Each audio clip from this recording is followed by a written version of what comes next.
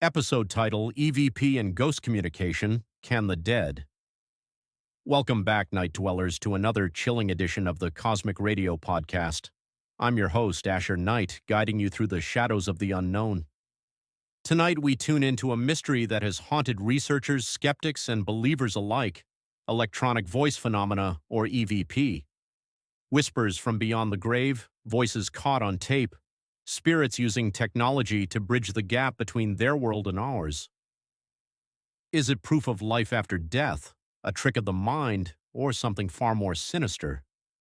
Tonight we turn up the volume and listen for answers. What is EVP? Imagine this. You're sitting alone in a darkened room, a recorder placed in front of you. You ask a question, but the silence is deafening. Later, when you play it back, a voice answers. A whisper that wasn't there before, a voice you don't recognize, a message from someone or something that isn't alive. That is the essence of electronic voice phenomena, or EVP, strange, unexplained voices recorded through electronic devices. Some say these voices are spirits trying to communicate, using white noise, radio frequencies, or even our own energy to reach across the void. The phenomenon gained serious attention in the 1950s and 60s, when a researcher named Fredrik Jurgensen, a Swedish painter and filmmaker, accidentally recorded what he claimed were voices of the dead while taping bird sounds. He heard whispers and names, voices that shouldn't have been there. Soon after, another researcher, Konstantin Raudive, expanded on Jurgensen's work, recording over 70,000 unexplained voices. He believed these weren't random noises or interference, but intelligent responses, messages from the beyond. The question is, are they real? The most chilling EVP recordings ever captured. Over the years, countless ghost hunters and paranormal researchers have captured EVP recordings that defy explanation. Let's talk about some of the most chilling examples. The Stay Here EVP, the Queen Mary, Long Beach, California. The Queen Mary, a retired ocean liner, is infamous for its hauntings. During a paranormal investigation in the ship's engine room, a recorder picked up a chilling voice that simply said, "Stay here." No one was present when the recording was made, and yet, there it was, a deep, commanding whisper from nowhere. The Get Out EVP, the Enfield Poltergeist, 1977, England. One of the most infamous hauntings in history, the Enfield Poltergeist, was a terrifying case of apparent ghostly activity. But the most disturbing part? The voices. Investigators recorded guttural growls and whispers coming from a young girl's throat, but with a voice that wasn't her own. When asked, "Who are you?" a voice responded, "I am Bill. This is my house." Later, researchers discovered that a man named Bill Wilkins had indeed died in the house years prior. The Help Me EVP, the Ghost Box Experiment. A common phrase in EVP research is something truly terrifying: "Please for help." Many recordings feature whispers or distorted cries saying things like, "Help me." "Can you hear me? I'm trapped." Are these spirits stuck between worlds? Or is something darker toying with us, pretending to be lost souls? How EVP works: science versus the supernatural. So, what's really happening here? Are we truly hearing the dead, or is there another explanation? Scientists and skeptics argue that EVP might have perfectly natural causes: auditory pareidolia. This is the brain's tendency to find patterns in random noise. Our minds are wired to recognize speech, even in static. Radio interference. Some claim that EVP recordings pick up stray radio signals, bits of distant conversations blending into static. Psychological projection. Could our own expectations be creating the phenomenon? If we expect to hear something, does our brain trick us into believing we do? But then there's the unexplained. Direct responses. Many EVP recordings include direct answers to specific questions, making random interference seem unlikely. Intelligent interaction. Some investigators report having full conversations with the voices, receiving responses that match the questions asked. If EVP is simply noise, why does it sometimes respond as if it knows we're listening? The dark side of EVP. Can something follow you? Now here's the real question. Should we be listening? Some researchers warn that by reaching out to the other side, you may invite something to follow you back. There have been cases where investigators who work with EVP long-term report disturbing phenomena, unexplained knocking sounds in their homes, shadow figures appearing after recordings, voices becoming more aggressive over time. Some believe that not all EVPs are ghosts, that some may be something else pretending to be spirits. One investigator described a chilling moment when, after years of recording, he asked, "Who am I speaking to?" And the voice on the tape responded, "You already know." That was the last time he ever tried to capture EVP. So, what do you believe? Are EVP voices real proof that the dead can speak? Or are they echoes, glitches, tricks of the mind? And if they are real, should we be listening at all? One thing's for sure. If the dead are speaking, they don't always have good intentions. Be careful what you ask. Tonight, we pull back the layers of one of the most disturbing and mysterious conspiracy theories of the modern era, the Montauk Project. A supposed government experiment in time travel, mind control, and psychic warfare that, if true, makes Stranger Things look like a documentary. Was there really a secret underground lab in Montauk, New York? Did the government conduct twisted experiments on children with psychic abilities?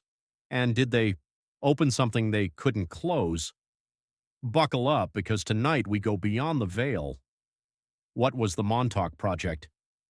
To understand Montauk, we have to go back to the height of the Cold War, when the U.S. government was desperate for an edge in espionage, psychological warfare, and even bending the fabric of reality itself. The Montauk Project is said to have taken place at Camp Hero, an old military base in Montauk, New York. Officially, it was a radar station.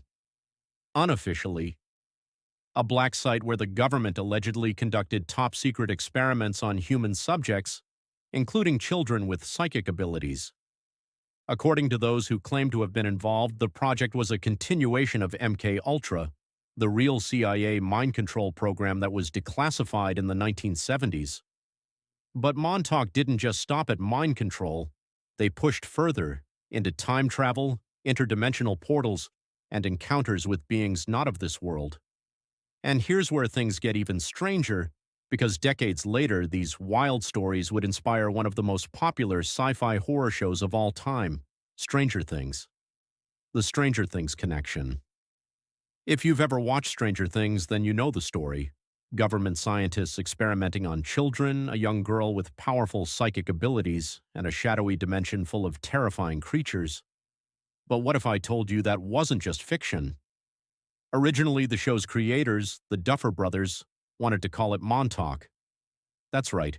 Stranger Things was originally set to take place in Long Island, based on the very real urban legends surrounding Camp Hero. 11, the girl with psychic powers? She's eerily similar to the children supposedly experimented on at Montauk, kids said to be subjected to intense telepathic training, remote viewing, and even interdimensional travel. The Upside Down. Some claim that Montauk's experiments opened a rift into another dimension, one filled with creatures beyond human understanding. The Demogorgon? There are chilling reports of an entity escaping from the lab, an experiment gone wrong, something they couldn't contain. While the Duffer Brothers eventually moved the story to Hawkins, Indiana, the influence is undeniable. But is Stranger Things just a work of fiction, or is it hiding the truth in plain sight? The whistleblowers, who came forward. If this was all just a conspiracy theory, a story spun from the depths of the internet, then we could stop right here. But what if I told you that multiple people have stepped forward claiming they were part of the Montauk Project, that they remember things that should be impossible? Preston Nichols. Perhaps the most well-known figure in the Montauk saga, Nichols wrote The Montauk Project. Experiments in Time detailing what he claims were his experiences working on the project. He spoke of a psychic child named Duncan Cameron, used in experiments to manipulate reality with his mind. Al Bielek, another supposed insider, Bielek made even more bizarre claims that he was part of the Philadelphia experiment in 1943, a top-secret Navy project that allegedly made a ship disappear, and that he was later involved in Montauk, where he was subjected to memory suppression and time travel experiments. Stuart Swerdlow, a man who claims he was one of the Montauk children subjected to brutal psychic training to develop telepathic abilities. He has spoken about encounters with extraterrestrials, time travel missions, and mind control so deep that it took him years to recover his memories. But here's the question: are these men whistleblowers or storytellers? Time travel and the Montauk chair. One of the most chilling aspects of the Montauk project is what they supposedly achieved: time travel. And at the center of it all was a device known as the Montauk chair. The Montauk chair was allegedly a psychic amplifier, a device that allowed a trained subject to manipulate time and space using only their mind. Duncan Cameron, one of the test subjects, was said to have sat in the chair and opened portals to other times, other dimensions. Some claim entire teams were sent into the past and future, but many never returned. Then, in August 1983, something went terribly wrong. Duncan, supposedly in an induced psychic trance, let loose something uncontrollable, a creature born from his own subconscious. This entity rampaged through the underground facility, destroying equipment, forcing the project to be shut down. Underground facility, destroying equipment, forcing the project to be shut down.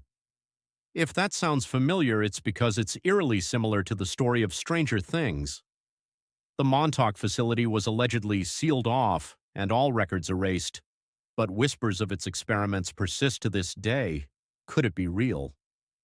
So now we ask the question, was the Montauk project real or just an elaborate hoax? Skeptics argue that there's no hard evidence, no documents, no verifiable proof, just the stories of a few men with questionable backgrounds. But believers point to strange military activity in Montauk, to the eerie decommissioned base that still stands today, and to the fact that so much of what was once dismissed as crazy, like MK Ultra, turned out to be real. If Montauk was real, then the implications are terrifying. Did the U.S. government truly experiment with psychic warfare and time travel? Did they create something they couldn't control?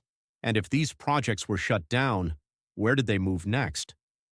Some say Montauk is nothing more than a collection of wild stories, coincidences, and science fiction. But what if it's more? What if buried beneath the layers of conspiracy and legend there is a truth too dangerous to be revealed? Maybe the Montauk project ended, or maybe it just moved into the shadows, waiting for the right moment to step back into the light.